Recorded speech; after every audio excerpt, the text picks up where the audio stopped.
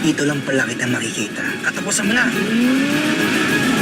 Nakita ni David si Tanggol sa isang kalye. Kausap si Ben at si Mang Berting, kaya muling naisip niya na malaking sagabal ito sa kanyang mga plano. Kaya nagkaroon ng pagkakataon si David para tapusin si Tanggol. At nang tumawid na sa kalsada si Tanggol, hindi na nagdadalawang isip pa si David at sasagasaan na sana si Tanggol. Ngunit mabilis namang nakailag si Tanggol at gustong gusto ng banata ni Tanggol si David. Mabilis namang kinuha ni David ang kanyang baril at lumabas ito sa kanyang kotse. Kaya itinutok niya ito kay Tanggol at sinabi na kung lalapit pa umano si Tanggol ay babarilin niya ito.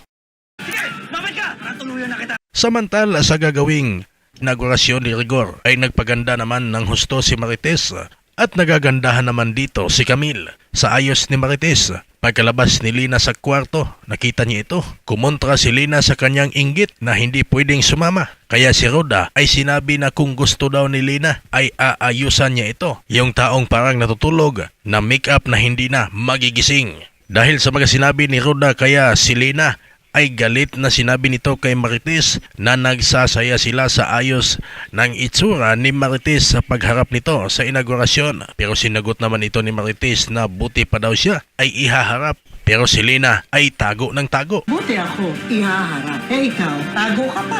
Samantalang sa mansyon ng mga Montenegro, kinausap ni Ramon si General Rivas tungkol sa ipinagagawa niya dito. Kaya si General Rivas ay sinabi na ginagawa niya ang lahat ng kanyang makakaya. Ngunit nagalit si Ramon dahil nakulagan ito sa ginawa ni Rivas at masyadong mabagal daw ang paghahanap nito sa lalaking nakaharap ni Ramon sa bodega. At bakit hindi niya mahanap-hanap? Kaya nangako si Ramon sa kanyang sarili na hindi ito makakatakas sa kanyang mga kamay at mahuhuli din niya ito. At sa muling pagkikita ng pamilya Caballero at Montenegro na bago ang ihip ng hangin, inakala ni Ramon na tinatrader sila ng mga Caballero. Kaya gusto ni Ramon na kunin na ang pirang ipinatago nito kay Don Facundo. Ngunit wala itong mailabas. Habang nagkaroon naman ng pagkakataon si Tisoy na gumanti kay Santino, inabangan nila ito at pinagtulungan. Lumaban ang pareha si Santino, ngunit nahawakan ito ng dalawang kasama ni Tisoy. Kaya nagkaroon ng pagkakataon si Tisoy na kumuha ng pamalo.